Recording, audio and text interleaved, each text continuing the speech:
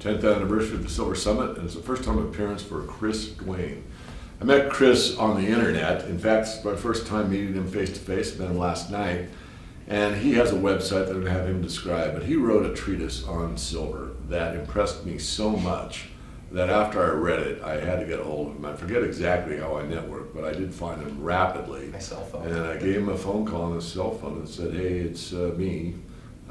You might have heard of me, maybe not, but I'm kind of a silver bull.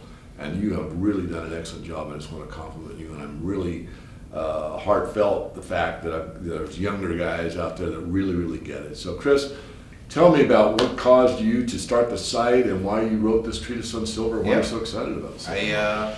I started 2005 waking up to the reality that money is debt, and that scared me because I was a pretty successful millionaire at the time. My family business was creating debt in the millions every month, and I realized that that's why we were rich. We were creating a lot of debt.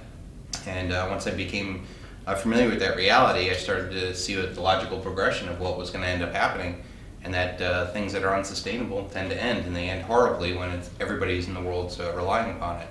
So I took a hard look at myself, my life, my investments, and walked away from everything. And I walked away from my family's business, sold my house at the top of the housing bubble, and really went on turned into more of a spiritual journey of questioning, what am I doing here? And silver is a big part of that. It's, to me, generational wealth, and it's a very important fact. So I bought silver at $7.25. I used to sweat over those 15-cent swings that were so prevalent back then, and rode silver all the way up. I think we were in 2010 or 11. I wrote the Silver Bullet and the Silver Shield, and I was pretty confident that what I was doing was right, and you were actually a very big part of that. I mean, it's funny that this is coming full circle because back in 2005, there was no voices. Now we got bloggers all over the place, talking about silver. But David's one of the few voices back in '05 that was really pounding the table. And I really felt that if everybody knew what I knew about silver, this game would be over tomorrow. There would be no more wars. There would be no more debt. There would be no more problems in the world because we would be taking our power back from the people that we give it to. And that's the whole point of the Silver Bullet, Silver Shield idea, is that it's a silver bullet for everything that we're really protesting against. I don't think the average American really likes the idea that we've been at war for 10 years, or that we have this incredible generational debt that we've been passing along, and that the next younger generation is going to have a much harder time. And the reality is that we're empowering these guys to do this to us.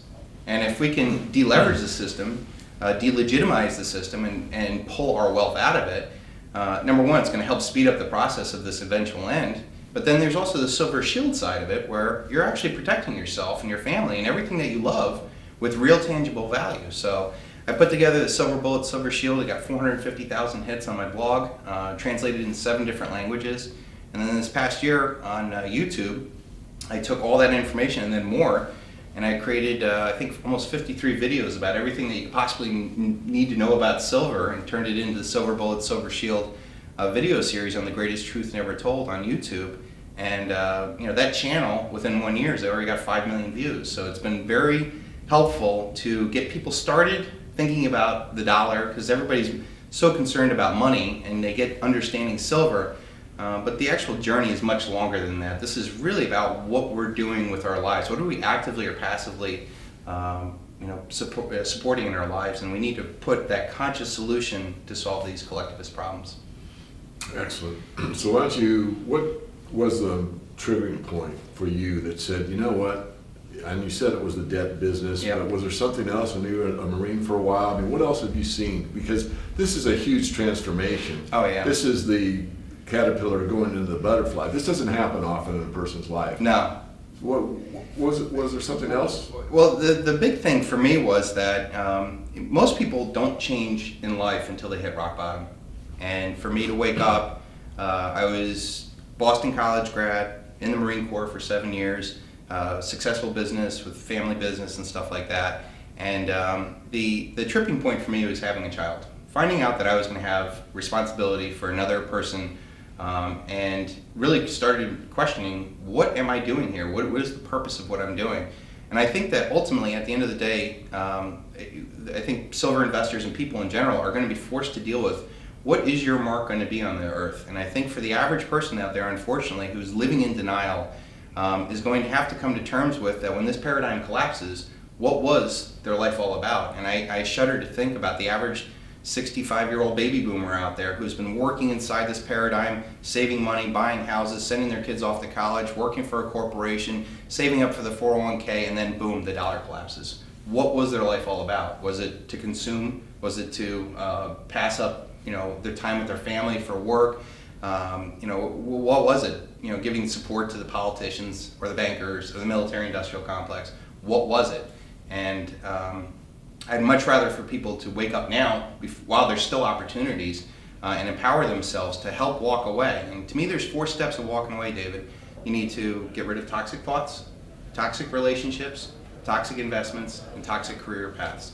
And it's that same 4-step process that I think every one of us is going to do, and it's going to be either forced upon you through a paradigm shift, or you can do it on your own terms. That brings up a saying that I have, and it's a little bit of a paradox. I look for what you have, not what you have. And what I mean by that is I don't look at what you have in monetary assets. And that's interesting coming from a hard money, honest money advocate or someone that deals a lot in the mining industry or whatever. And certainly a lot of people judge themselves based on their net worth. It's what you have. And what you really have is if there is a collapse of the dollar, and I think it's inevitable, you really do have to look at what you have, and that's your integrity, honesty, it's all the things that were the value structure of the principles that made this country so great at one time. The term rugged individualism really doesn't apply much anymore, although there are a few. A lot of them are here at this conference. But I'm going to turn it back to you. I'm going to leave you with a closing statement. If there is like one overall theme that you'd like to say in your last few minutes, what would you tell our viewers that would resonate with them and get them to take action to at least increase their education, if nothing more, and hopefully beyond that? So give out your website, how they get a hold of Sure. you, and what you think would be productive for them to at least verify what you and I are talking about. Yeah, I think the overall theme that I came up with is when you're aware, you can prepare. And I think far too many people are living in ignorance. And change is coming one way or the other, and that people need to get ahead of the curve. So I actually spent, after I left my family business, I spent 3 years researching, confirming what I had done. I created the Sons of Liberty Academy, which is a 48-hour video lesson of everything that I ever learned, put it into the format that I wish I had learned it. And I'm actually now in the process of putting that all into YouTube, which is a massive undertaking to begin with.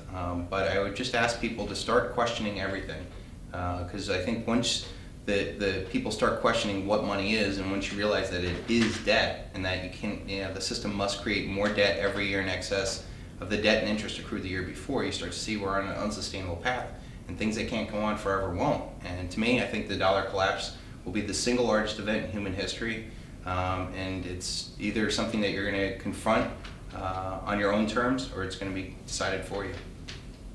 So, True pleasure. We can yeah, go it's on awesome to for meet you, hours. Yep. But I've got another interview I to do. understand. Thank you And so please, much. Look at the camera. Give us the website so people can find Oh, I have tons of websites. You can go to don't-tread-on.me. That's my main blog. You can go to the Sons of Liberty Academy. It's a free, huge thing. I think it's worth more than my 4-year college degree at Boston College. My YouTube channel is called The Greatest Truth Never Told. We've been about a year on it. We got 5 million views, so that's been very successful. And it also just recently started with the Silver Bullet, Silver Shield medallion, which kind of symbolizes what we've been talking about. And the first coin just came out of production, so this has been a great thing. We have probably about 30 more lined up, and I really appreciate the help and support that you've been. I don't think most people realize David's been one of the only major supporters to come out to support me, and I cannot thank him enough. And this to me is what generational wealth is like, being able to support those that have good ideas and put your name out there and reputation. So again, I thank you very much, David. My pleasure. All right.